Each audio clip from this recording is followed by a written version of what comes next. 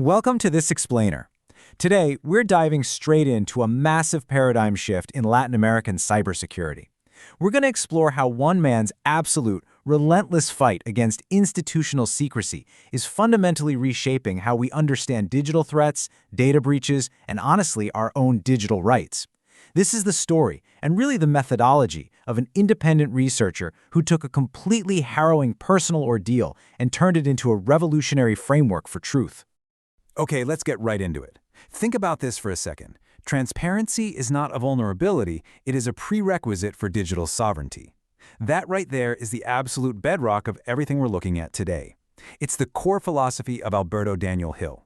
Now, in an industry that traditionally leans hard on non-disclosure agreements, quiet little settlements, and basically keeping the public in the dark, Hill is arguing the exact opposite. He's making the case that without absolute, crystal-clear transparency about how and when our data gets compromised, true digital security is literally impossible. So here is a roadmap for this explainer. First up, the digital night. Second, the protocol of silence. Third, anatomy of a scapegoat. Fourth, live threat interception. And we'll wrap up with the radical transparency platform. All right, part one, the digital night. Alberto's approach wasn't just born in a lab. It was forged in a seriously intense crucible. Back in 2014 and 2015, he was simply trying to access medical records for his ex-partner at a healthcare provider called Círculo Católico. And what does he find? A massive vulnerability. We're talking about default admin/admin credentials that left over 200,000 sensitive records completely exposed to the wind. So he did what any ethical hacker would do, right? He responsibly reported it to Uruguay's CERT, but the reaction was, well, it was unprecedented. Instead of a thank you, between 2017 and 2018, he became the very first person in Uruguay wrongfully prosecuted and jailed for a computer-related crime.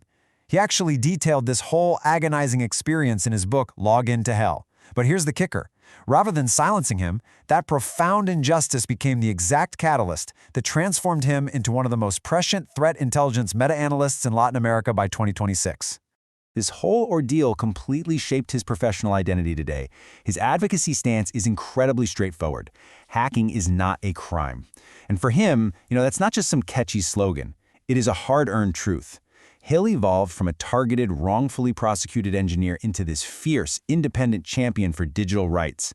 He takes his 20-plus years of experience and top-tier certifications and uses them to advocate for ethical hackers who, far too often, are treated like criminals by the exact same institutions they're trying to protect. Moving right along to Section 2, the Protocol of Silence. So the really crucial thing to grasp here are these two trademark terms Hill came up with. When a major data breach hits, he noticed that institutions almost universally deploy what he calls the protocol of silence. Instead of warning people, they just go completely mute. They engage in what he terms narrative minimization. Why? To protect their corporate or political reputation, of course. But here is exactly why this matters to us. This silence creates a security gap. It's this artificial window of time between the actual hack and the public acknowledgement where your compromised credentials or even your biometric data remain completely active. By staying silent, these institutions are essentially rolling the dice with citizen safety. They leave the public entirely defenseless against identity theft while the attackers just roam free. To actually put some hard numbers to this, Hill created the Global Secretism Index, or GSI. Basically, it's a data-driven framework that ranks entities purely on how they handle digital truth. On one side, you've got high-opacity regimes. These are characterized by state retaliation against white hat researchers, heavy narrative suppression, and just a systemic lack of accountability. Then, on the flip side, we have high-transparency regimes. These jurisdictions feature mandatory immediate data breach disclosure laws and, this is key, protected infrastructure for ethical hackers to report flaws without the fear of getting arrested. It's a pretty stark comparison, and it really forces you to ask where your own institutions fall on that spectrum. Which brings us to Section 3, Anatomy of a Scapegoat. Now, what's genuinely fascinating is the sheer depth of the forensic breakdowns Hill puts out on his platform Cyber Midnight. Whenever state infrastructure gets hit, the official stories can get pretty muddy, right? So, Hill steps in. He acts as an independent meta-analyst, publishing detailed public reports to actively cut through that narrative ambiguity. His cross-referencing data straight from the digital underground to find the structural truth of what actually happened. Just look at the facts of the Vladi case that he synthesized. After a breach, the government publicly points the finger at an 18-year-old kid named Vladdy. But then, this decentralized hacktivist group, Pampa Leaks, pops up and claims direct operational responsibility for the hack. Hill's analysis impartially evaluates these conflicting intelligence streams. He points out that, in the digital underground, an 18-year-old could easily just be serving as a legal proxy or a scapegoat for a much more seasoned collective. He even highlights this recurring forensic detail known as the $560 BICO theory. Basically, it's a claim that an undercover officer or a decoy on Telegram was paid $560 just to take the heat. It perfectly illustrates how these decentralized hacktivist structures severely complicate traditional state attribution efforts. And the wild part? Hill isn't hiding all this intelligence on some obscure dark web forum. He publishes his forensic analysis and correlates these narratives right out in the open on platforms like LinkedIn. By bringing insider accounts and high-level forensic reality to a completely professional public forum, he basically forces administrative systems to confront the facts. He is actively testing the transparency of these institutions in real time. Let's pivot to Section 4, Live Threat Interception. Walk with me through this exact timeline from early 2026 involving a syndicate known as the Cronus Mafia. Mid-March, Hill is monitoring this volatile 400-person live audio room in the Mexican cyber underground, and he intercepts a direct threat. A verified rep explicitly declares cyber warfare against Argentine state infrastructure. Now, instead of keeping this quiet, in late March, Hill steps up as the primary meta-analyst and publicly validates this threat intelligence forecast right on his broadcasts. And then, precisely as announced, on March 30th, 2026, a massive data exfiltration of millions of records is executed. He caught the intent live, he broadcasted the warning, and he basically had to watch the institutions completely failed to prepare.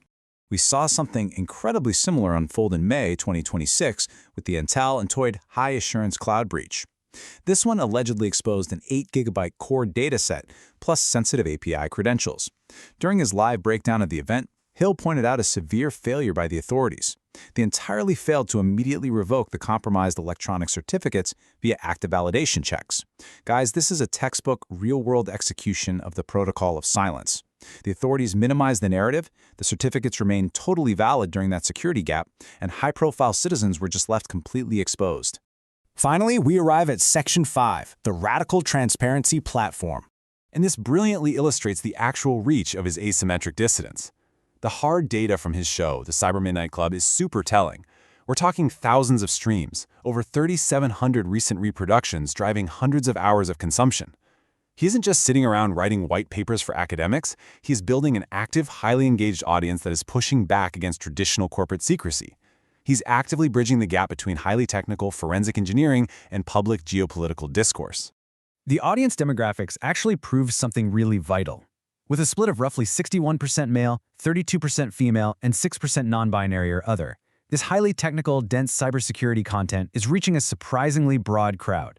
It proves that the general public is genuinely hungry for radical transparency. People want to know the truth about their digital vulnerabilities, regardless of their background or demographic. Plus, his multi-platform approach really cements that influence. He's extending his reach globally on YouTube, he's making feature appearances on massive shows like Darknet Diaries. He basically uses every tool at his disposal. X Spaces, YouTube, independent websites, podcasts. He's operating completely outside of traditional NDA compliance structures. This right here is exactly what modern digital dissidence looks like. Which brings us to our final and honestly most critical thought. We've seen the real-world cost of the protocol of silence. We've seen exactly how that security gap leaves us all vulnerable. So I want to leave you with a question to really chew on regarding your own digital life. In an era of incredibly sophisticated cyber warfare, can our institutions actually afford to rely on secrecy, or is radical transparency the only true path to digital sovereignty? Keep that in the back of your mind the next time you hear a massive company casually announce a minor IT incident. Thank you so much for joining this explainer, and stay secure.